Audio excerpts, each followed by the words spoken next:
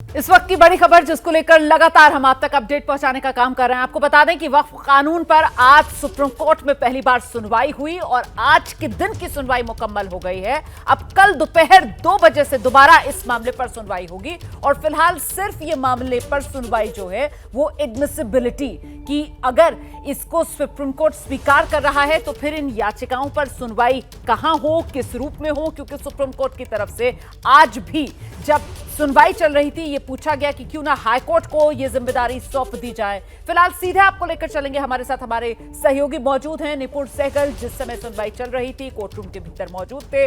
निपुण, लगातार आप पल पल का अपडेट भेज रहे थे और एक वक्त ऐसा लगा जैसे एक तो वक्फ बोर्ड में वो गैर मुस्लिम सदस्य ना रखे जाएं एक्स ऑफिशियो मेंबर्स के अलावा, और साथ ही साथ जो वक्फ बाय यूज वाली अनरजिस्टर्ड प्रॉपर्टीज हैं उनको डी नोटिफाई ना करे सरकार, इसको लेकर सुप्रीम कोर्ट कोई निर्देश देने ही जा रही है। लेकिन उसके बाद जिस तरीके से सॉलिसिटर जनरल की तरफ से और समय मांगा, इसी वजह से इस मामले पर आज सुप्रीम कोर्ट ने कोई निर्देश नहीं जारी किया। निपुण सहगल,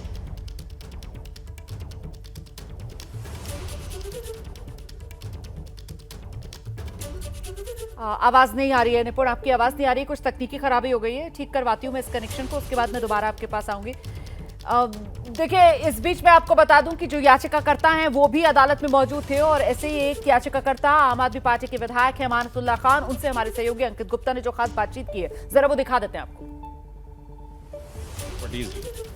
अब वो देश भर में तो 8 लाख से ज़्यादा है, 8 लाख 9 लाख प्रॉपर्टी टोटल है तकरीबन, उसमें से 4 lakh properties Waqf by user हैं। जैसे 123 प्रॉपर्टी हैं, 123 प्रॉपर्टी सिंगल एक नोटिफिकेशन अंग्रेज़ों ने 1913 में एक सिंगल नोटिफिकेशन लाए थे। उस वक्त में जब इनको ये लुटियन जोन के अंदर जो है राजधानी इसको बनाना था, तो उस वक्त में एक नोटिफिकेशन के साथ वो प्रॉपर्टी इन्होंने एक्वायर कर ली, ना वहाँ मौके पर गए ना कुछ किया, और उसमें से 123 में से 62 प्रॉपर्टी डीडीए के पास हैं, 61 प्रॉपर्टी एलएनडीओ के रिकॉर्ड में हैं।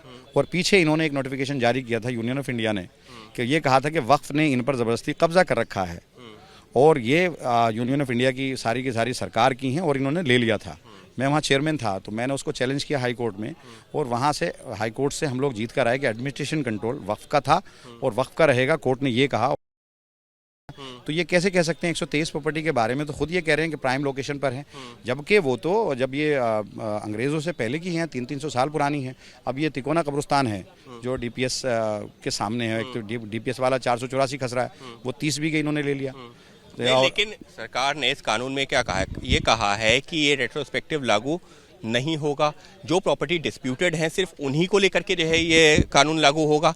इस बात की क्या गारंटी है कि डिस्प्यूट क्रिएट नहीं किया जाएगा? जो रेवेन्यू सीधे आपको लेकर चलेंगे, हमारे साथ हमारे सहयोगी निपुण सहगल इस वक्त मौजूद हैं। निपुण से जरा समझते हैं। निपुण, बताइए जरा किस तरीके से आज वही जो सवाल मैं पहले आपसे पूछ रही थी कि वो वक्फ बाय यूज वाली जो संपत्तियां रजिस्टर्ड नहीं हैं उनको डी नोटिफाई सरकार ना करे और साथ ही साथ वक्फ के सदस्यों में 2 से ज्यादा एक्स ऑफिशियोस के अलावा सदस्य गैर मुस्लिम ना हो, इस पर क्या निर्देश आज देने ही वाली थी सुप्रीम कोर्ट? और सॉलिसिटर जनरल ने जिस तरीके से और समय मांगा, कहा जा सकता है उसी वजह से फिलहाल अदालत ने कल फिर से इस मामले में सुनवाई का फैसला लिया।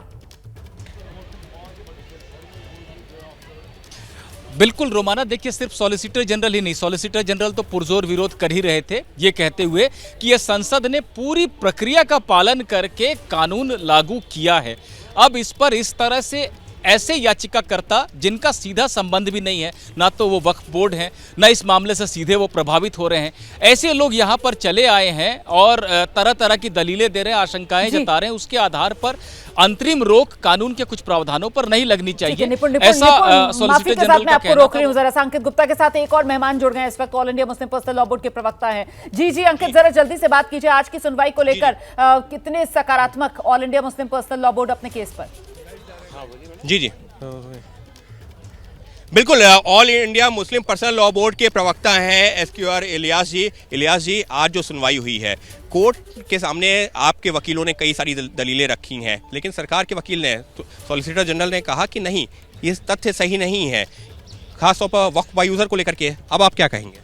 देखिए, वक्फ बाय यूज़र के लिए की बुनियादी बात यह है कि ऐसी प्रॉपर्टी जो प्रॉपर्टी जिस ज़माने में रजिस्ट्रेशन नहीं होता था, 200 साल पहले, 400 साल पहले, 500 साल पहले, लोग किसी ने किसी प्रॉपर्टी को वक्फ किया है, मस्जिद के लिए वक्फ किया, कब्रिस्तान के लिए वक्फ किया, तो देखा ये गया कि कोई प्रॉपर्टी जिस काम के लिए वक्फ की गई उसके इस्तेमाल में आ रही है जी तो उसे वक्फ बाय यूज़र कहा गया। ठीक है। ये वक्फ का कानून में शामिल था। तो ये पूछा गया कि आपने इसके ऊपर जो राइटर लगा दिए हैं अब कि अगर कोई प्रॉपर्टी वक्फ बाय यूज़र है तो अब तक तो हम उसको मानेंगे वक्फ बाय यूज़र, लेकिन उस पर अगर डिस्प्यूट है तो वो वक्फ बाय यूज़र में नहीं होगी।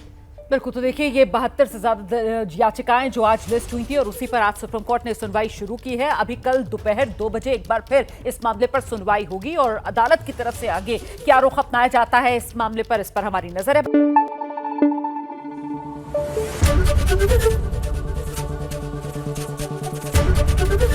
एबीपी न्यूज आपको रखे आगे।